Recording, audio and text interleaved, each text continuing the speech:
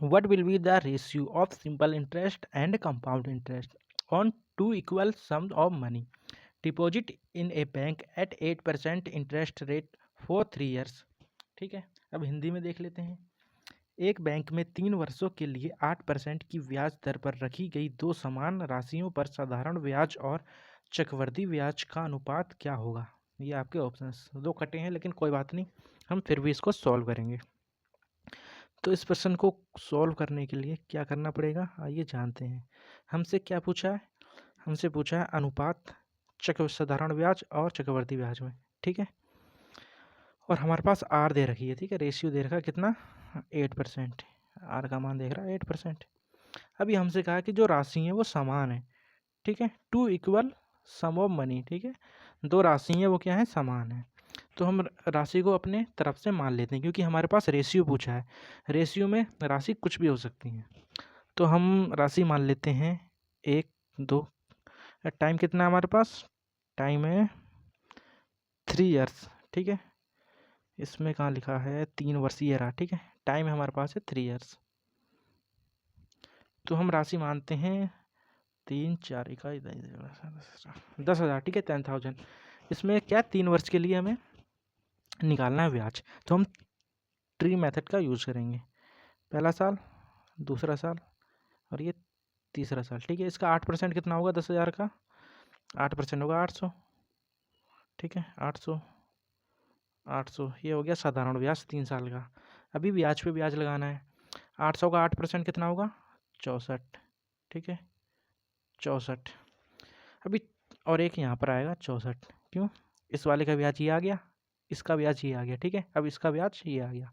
अभी 64 का 8% कितना होगा, 8 चौको 32 का 2 हासिल लगे 3, 8 छिंग 48, 49 और 50, 5.02। ठीक है, 8 चौको 32, 8 छिंग 48, 8 चौको 32 हासिल लगे 3, 48, 49, 50, 51 आ रहा है। ठीक है, 51। ठीक है, 51.12। अभी हमसे प्रश्न में क्या पूछा है, साधारण ब्याज और चक्रवृद्धि ब्याज का अनुपात। तो हमारे पास 3 वर्ष का साधारण ब्याज कितना होगा, 3 साल का साधारण ब्याज ये रहा। ऊपर के जो 3 एक ही तरह के वैल्यू दिख रही है वो क्यों, क्योंकि साधारण ब्याज जो होता है 3 सालों के लिए समान होता है। ठीक है, ये तो हमारे ब्याज पे ब्याज लग के आई है ये वाली वैल्यू। ठीक है, तो उसमें क्या अनुपात पूछा है, तो हम साधारण ब्याज लेते हैं। कितना हो जाएगा, 8 24, कितना 1, 2, 2400। अनुपात में क्या चक्रवृद्धि ब्याज कितना हो जाएगा, 2400 तो होगा ही। उसके बाद ये वाली वैल्यू भी प्लस होंगी उसमें, क्योंकि ब्याज पे ब्याज लगा है। तो कितना हो जाएगा, ये 3 है क्यों, 4 तियाँ 12 का 2 हासिल लगेगा, 6 तियाँ 18 और 1 19। फिर क्या है 5.12। ठीक है, कितना आएगा 2, 1, 5, 6 और 1 7, 9, 4 और 1 5, 2। ठीक है, कितना 25.597.12। ठीक है, अब इसका क्या निकालना है हमें, अनुपात। यहाँ एक 5 एक्स्ट्रा हो गया, इसको सही कर लेता हूँ। हमारे पास वैल्यू क्या आएगी अनुपात में, 2597.12। ठीक है, इसका क्या निकालना हमें, अनुपात। अनुपात यहाँ से 0.8 आएगा तो वहाँ कितने 2 जीरो बढ़ जाएंगे। चेंज कर लेता हूँ, यहाँ हो जाएगा 24, 1, 2, 3, 4। अनुपात में कितना 25.971.2। अब इस वैल्यू को काट के देखते हैं कितनी बार में कट रहा है। ये 8 से जाएगा क्या, हाँ जाएगा। 8 से इसको नेक्स्ट पेज में काट लेते हैं। ठीक है, कितना था हमारे पास, वैल्यू थी हमारे पास 24, 1, 2, 3, 4। अनुपात में कितना था 2, 5, 9, 7, 1, 2। ठीक है, इसे क्या करना था, छोटा करना था काट के, क्योंकि हमें अनुपात निकालना है।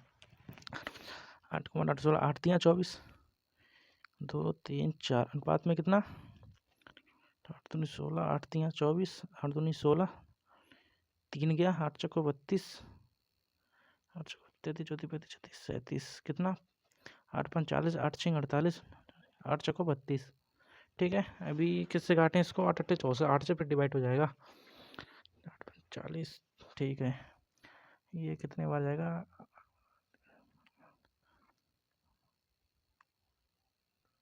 यहाँ 24 कितना बचा, 6 8 50 8 64, ये यार थोड़ा 8 7 56, 8 5 40, ठीक है। अनुपात में कितना है, 8 6 32, 8 5 40, 8 8 64। अभी किससे कटेगा ये, इसको हम 2 से काट लेते हैं। 2 एकम 2, 2 8 16, 2 7 14, 2 5 10। अनुपात में कितना, 2 दूनी 4, 0 2 दूनी 4, 2 नीम 18, ठीक है। अब ये किसी से कट रहा है, किससे, 2 से नहीं कटेगा। 8 9 7, 8 9 10 11 12 9 2 2 4, 3 से नहीं कटेगा, 4 से भी नहीं कटेगा, 5 से भी नहीं कटेगा, 6 से भी नहीं, 7 से कटेगा क्या, 7 से भी नहीं कट रहा है। ऑप्शन चेक करते हैं इसके।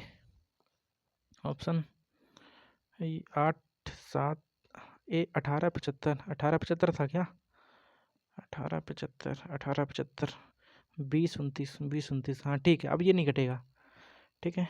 तो इसका अनुपात क्या आया हमारे पास, अनुपात आया है ये, ठीक है। Option number B correct answer.